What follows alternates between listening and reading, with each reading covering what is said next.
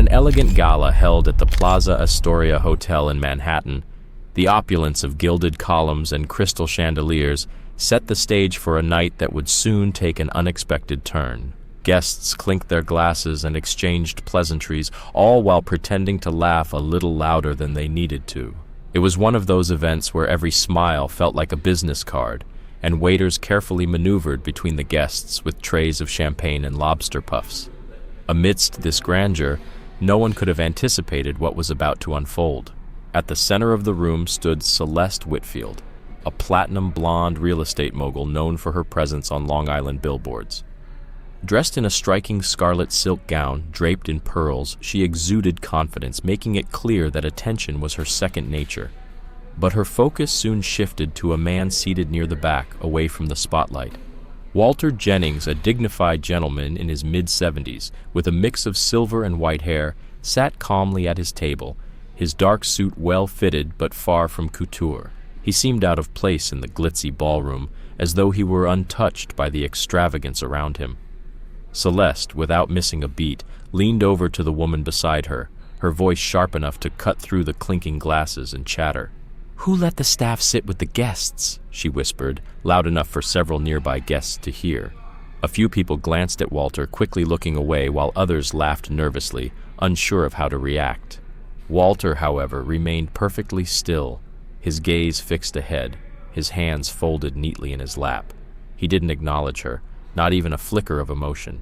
Celeste, sensing her words hadn't landed the way she expected, continued. "I mean, it's a gala, right? Shouldn't there be a dress code?" She smirked, swirling her champagne as though it somehow elevated her. A young woman named Nora Hastings overheard the exchange. She shot a look at Walter and then back at Celeste, her expression shifting. There was something unshakable about the way Walter carried himself, something that made Nora uncomfortable with Celeste's ridicule. She shifted in her seat, facing Walter more directly, as if to silently acknowledge that he deserved her respect, but Celeste wasn't done. "This is why you need curated invites," she continued, taking another sip of champagne. "The standards have really slipped since Lillian stepped down." The words hung in the air, and the murmurs of discomfort grew louder as the tension in the room became palpable. Walter moved then, slow and deliberate. Without a word, he reached into his jacket pocket and pulled out a folded program for the evening, adjusting it calmly.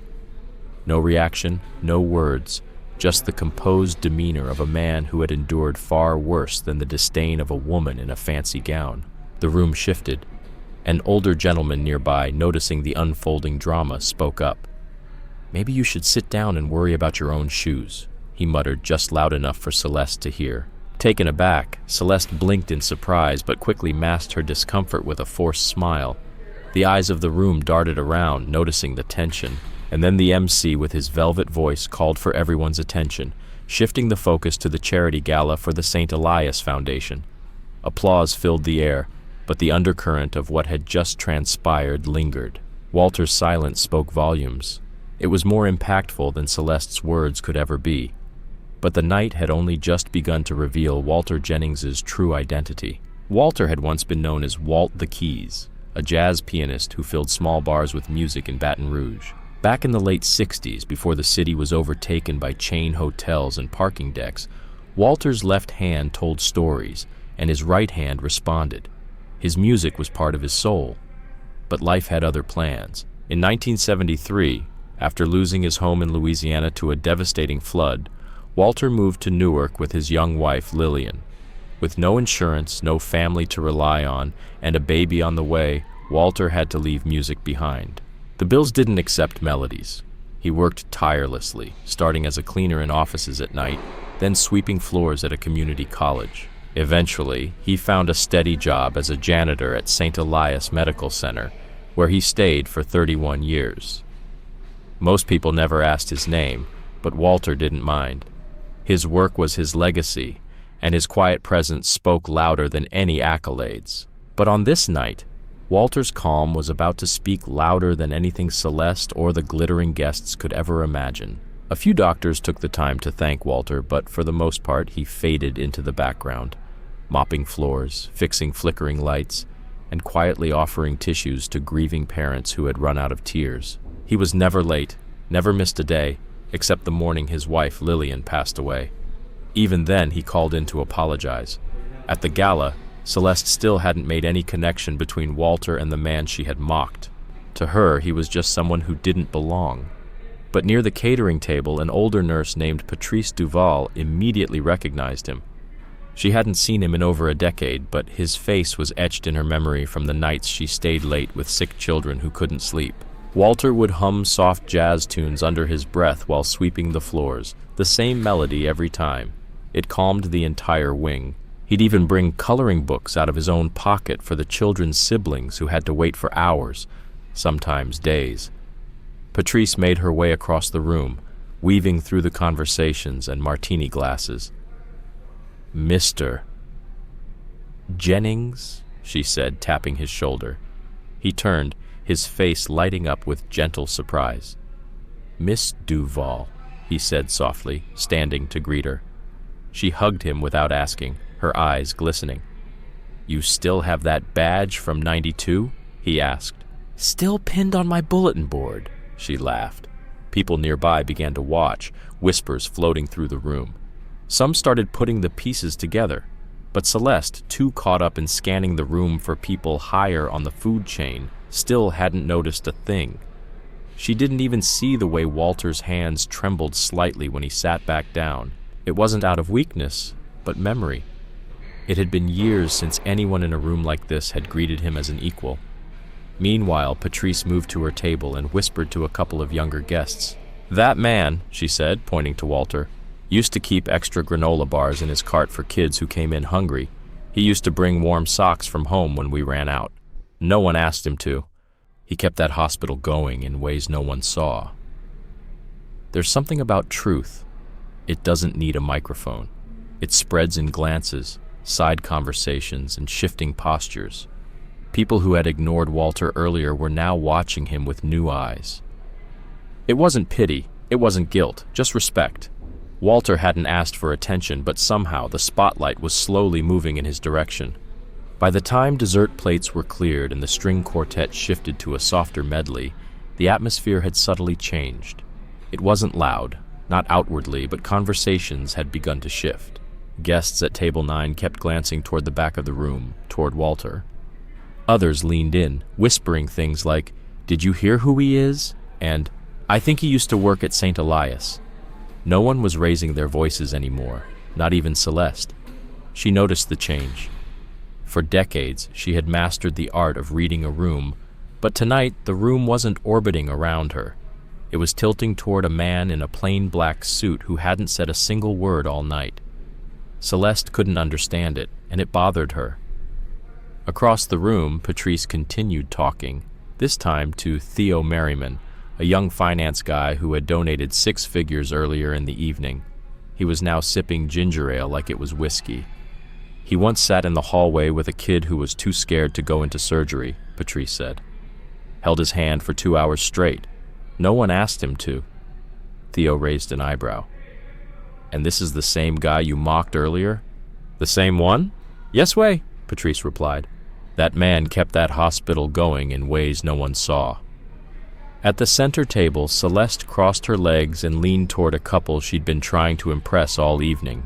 Barrett and Angela Crowley, legacy donors with a reputation for speaking up when something didn't sit right. "I think people are being dramatic," Celeste said, her tone clipped.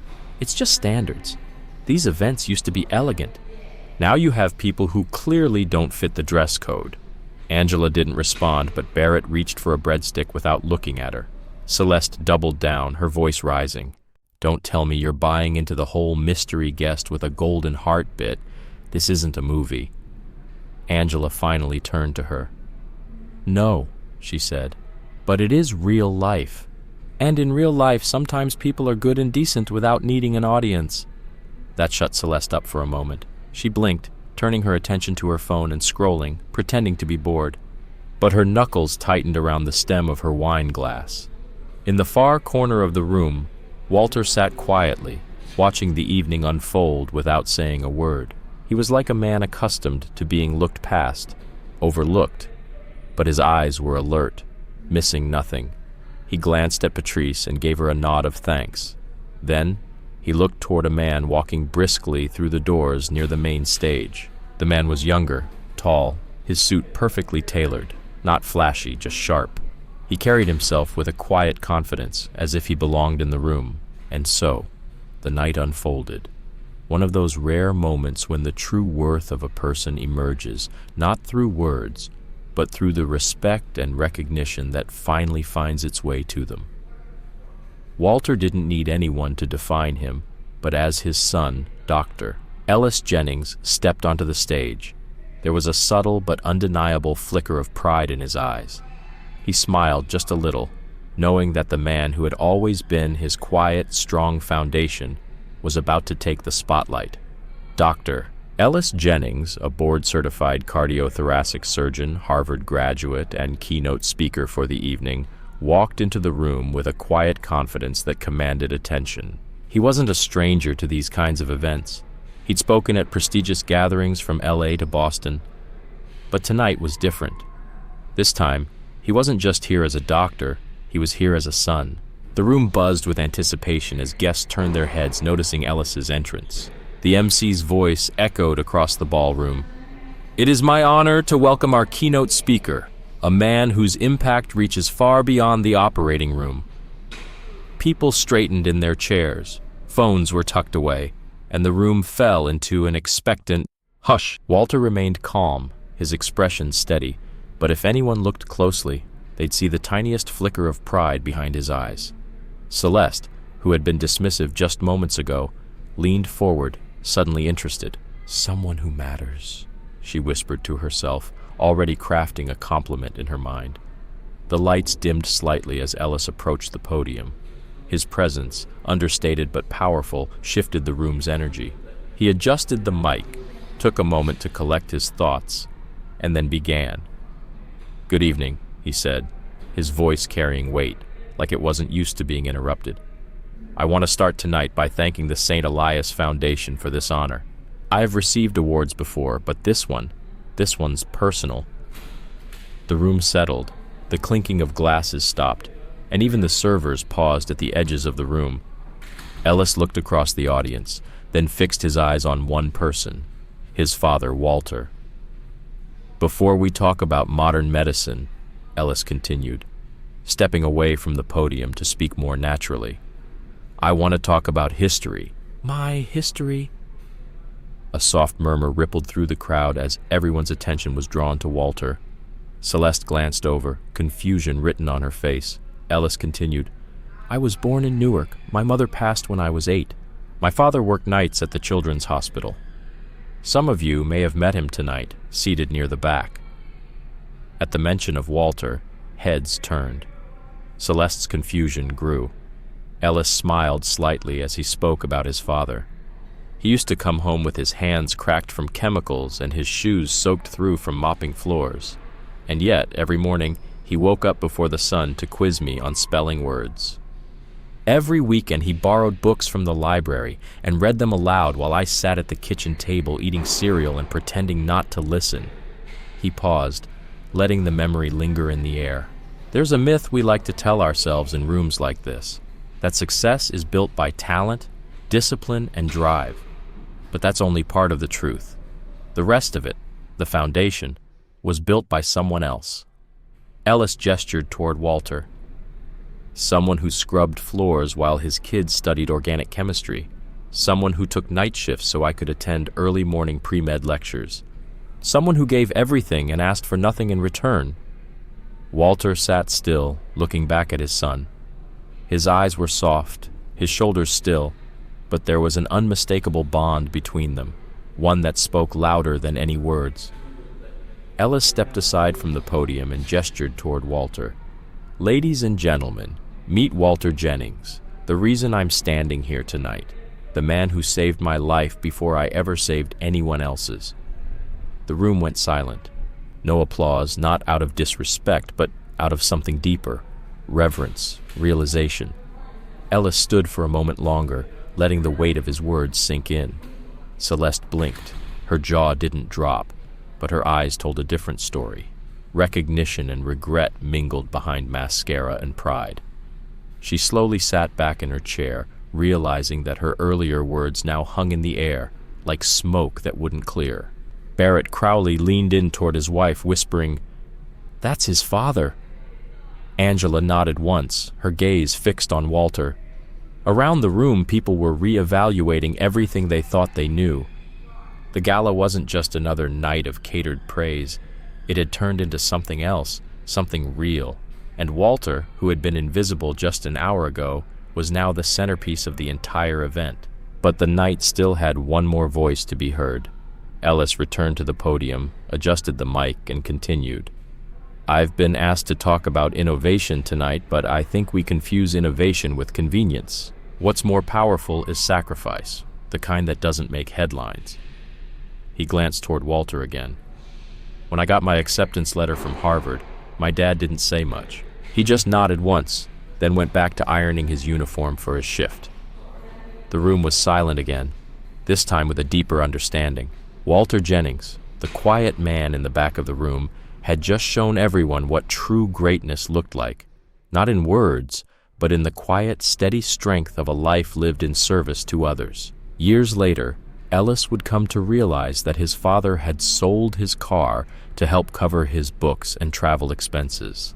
That revelation stayed with him, but the impact of that moment would soon be felt in the room as people began to stir. A woman at table 3 dabbed her eyes with a cloth napkin, and a man cleared his throat, suddenly remembering a time when he had judged someone for not wearing designer shoes. Ellis continued speaking, his voice steady and calm. "We talk a lot about mentorship in the medical field," he said, "how doctors pass down knowledge. But sometimes the greatest teacher doesn't wear a white coat. Sometimes he wears work boots and carries keys." A few gentle smiles spread through the room as people recognized the truth they had overlooked.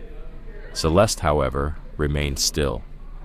Her hands were folded neatly in her lap, her eyes flickering between Walter and Ellis, as if trying to rewrite the memory of her earlier comment, wishing it had never happened. But it had, and now it lived in everyone's memory of the evening. Ellis shifted gears.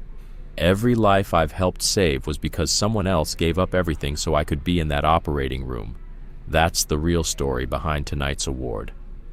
He paused, taking a deep breath before continuing. "I wanted my father to be here because he's never asked for recognition, but I think it's time he got it." With that, Ellis stepped away from the podium and walked off the stage, not toward the VIP table, not toward the press booth, but straight to Walter. He bent down, whispered something into his father's ear, and helped him to his feet. There was a quiet strength in Walter's movement, no dramatics, just presence. The room erupted in applause, not the polite kind, but the real kind. The kind that rises in waves and doesn't stop. Walter didn't raise his arms, didn't bow. He simply placed his hand on his son's shoulder and offered the crowd a soft smile, the kind that said, "Thank you, I see you, and this isn't about me." Ellis gestured for a nearby staff member, whispered something, and within seconds, a second, microphone appeared near Walter. He hesitated for a moment, then stepped up to the mic. "I wasn't planning to speak tonight," Walter said, his voice deep but steady. "But I'd like to say just one thing." Every eye in the room was locked on him. "There's no such thing as a small job," he continued. "Only small minds that think value comes from a title." Silence hung in the air as his words settled. "I cleaned floors so my son could walk across them in confidence. I sacrificed not because I had to, but because I wanted to, and I never once saw that as weakness." He looked around the room, his gaze steady. "But I've been in enough rooms like this to know some folks see a man in a uniform and think that's all he is." His eyes found Celeste's, not with hostility, just with truth. And that's okay, because a man's worth isn't decided by who notices him. It's shown in what he builds. He stepped back from the mic and the applause returned, slower this time, heavier, more personal. But before the night ended, Celeste, who had started it all, would have to face something she hadn't expected. As the room continued to applaud, Celeste sat frozen, feeling smaller by the second.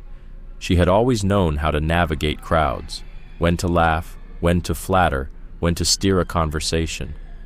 But this was a situation she couldn't charm her way out of. Walter hadn't even looked at her directly when he spoke, but the weight of his words had landed squarely in her lap.